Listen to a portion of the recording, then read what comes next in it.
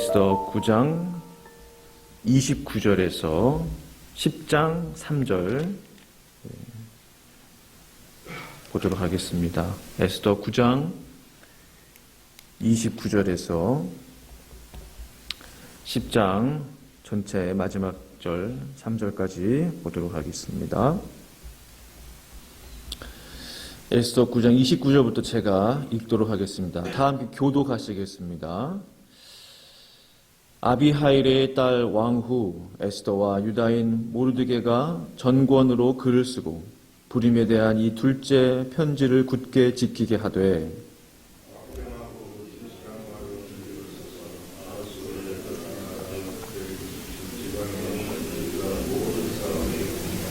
정한 기간에 이 불임일을 지키게 하였으니 이는 유다인 모르드게와 왕후 에스더가 명령한 바와 유다인이 금식하며 부르짖은 것으로 말미암아 자기와 자기 자손을 위하여 정한 바가 있음이더라.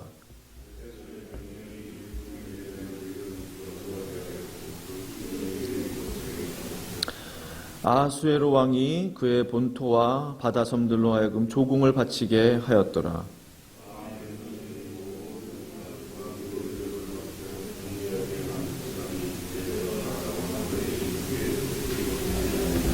같이 있습니다. 유다인 모르드게가 아하수에로 왕의 다음이 되고 유다인 중에 크게 존경받고 그의 허다한 형제에게 사랑을 받고 그의 백성이 이익을 도모하며 그의 모든 종족을 안위하였더라. 아멘. 성도 여러분, 지난 간밤에 평안히 잘 주무셨어요? 네, 감사합니다. 일주일 동안 얼마나 세상 속에서 수고가 많으십니까? 오늘 주의 말씀 듣고 또 우리의 간절한 마음의 기도의 제목을 아뢰는 귀한 새벽 되기를 원합니다. 오늘 설교 제목은 에스더서와 불임절, 에스더서와 불임절이라는 제목을 가지고 하나님 말씀을 나누기 원합니다. 성도 여러분, 지난 시간 에스더서 혹시 기억나세요? 저희가 오늘까지 하면 세 번째 시간인데요. 이제 에스더서는 끝나게 되는데 유다 민족 전체를 말살하려 했던 하만의 그 모든 계획이 수포로 돌아가게 됩니다. 그렇죠? 그래서 자신이 이제 꾀로 모르드게를 매달려고 했던 그 나무에 본인이 매달려 죽게 되었어요. 에스더서를 계속 보시면요, 그것으로 끝나지 않습니다. 하만에게는 10아들이 있었어요. 10아들 또한 나무에 달려 사형을 당하게 됩니다. 그것으로 끝나지 않아요. 더 나아가 그동안 유다 민족의 대적자들, 아말렉 민족이겠죠, 모조리 죽임을 당하게 됩니다. 성경에 보니까 그 숫자가 무려 7만 5천 명이나 되었어요. 그 많은 사람들이 죽임을 당하게 되었습니다. 그러니까 페르시아 땅에 살고 있었던 유다 민족의 오랜 대적 아말렉이 유다인들에 의해 심판을 이제 당하게 된 것이죠.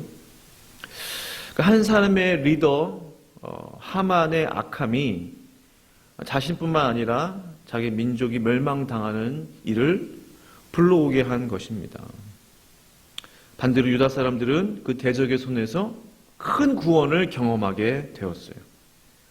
그 구원의 기쁨을 기억하고 나누기 위해서 세운 절기가 바로 불임절입니다. 우리에게는 좀 생소해요, 불임절.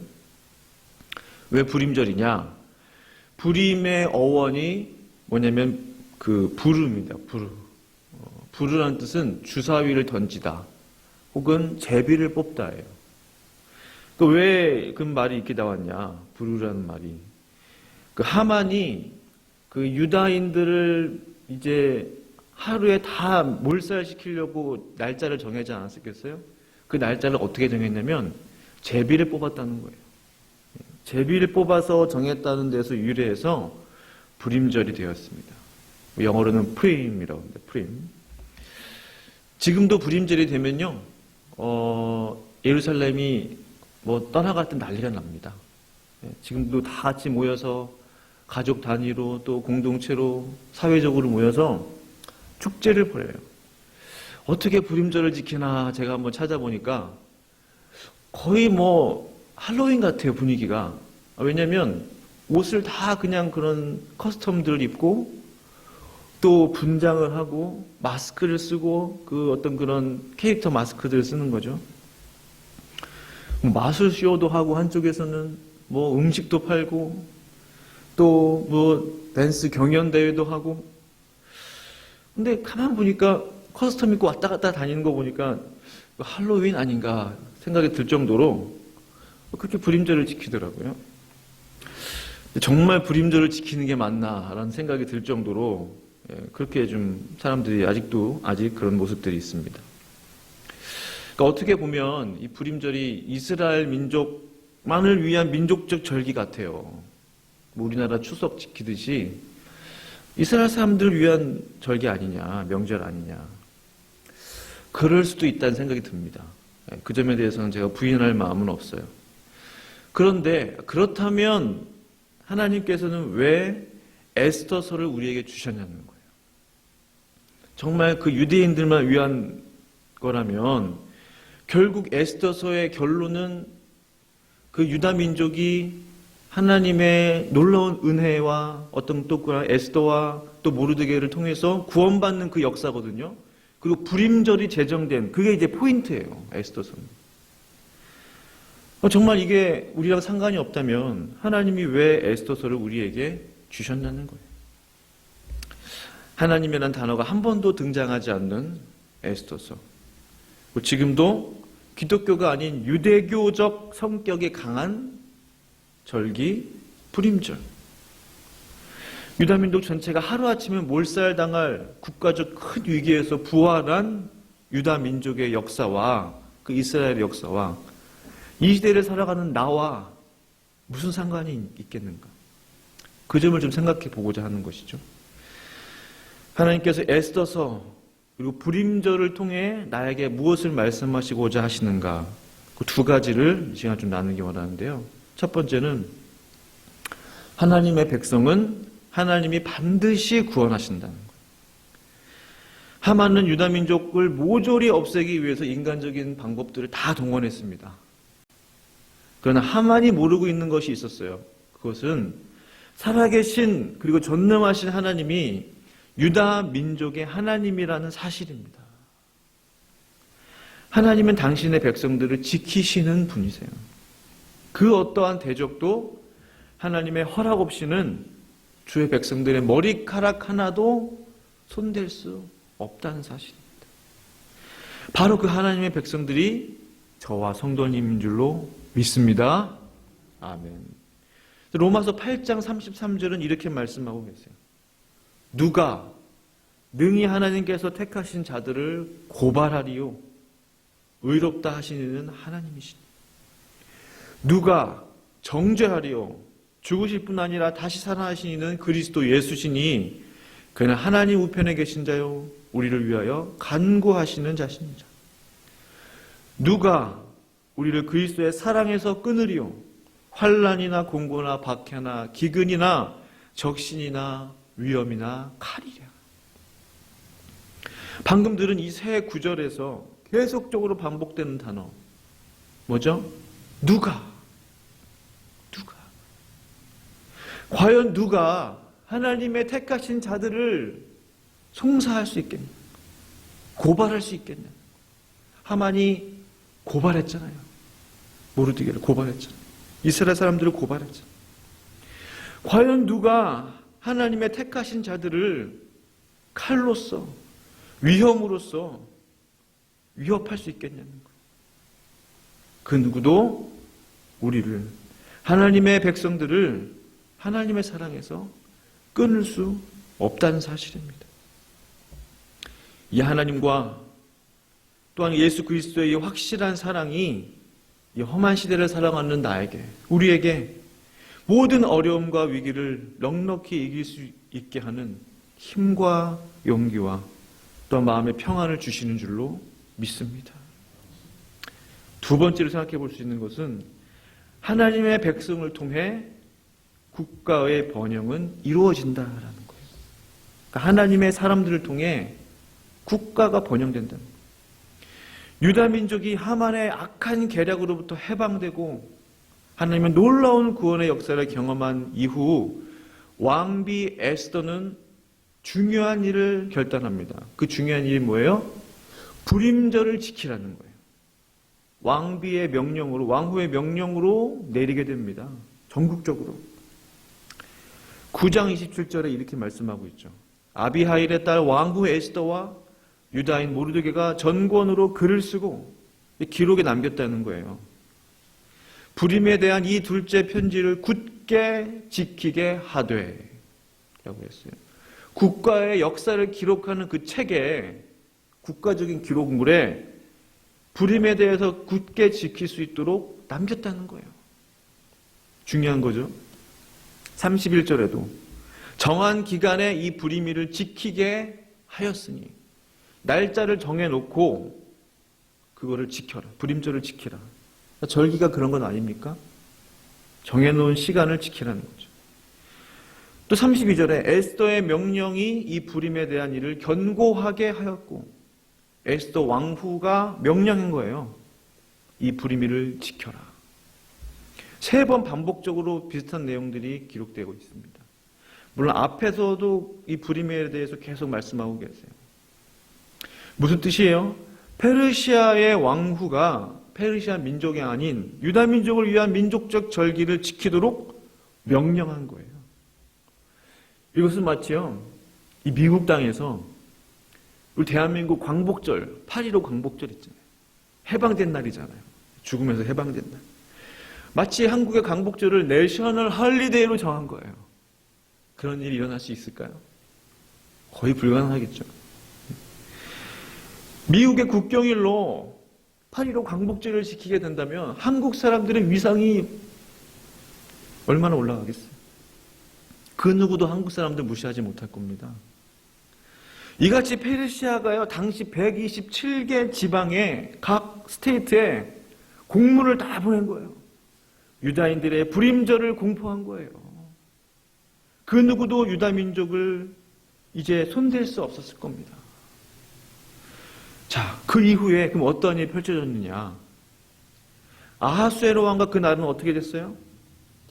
10장이요, 1절부터 3절까지 아주 짧게 구성되어 있어요.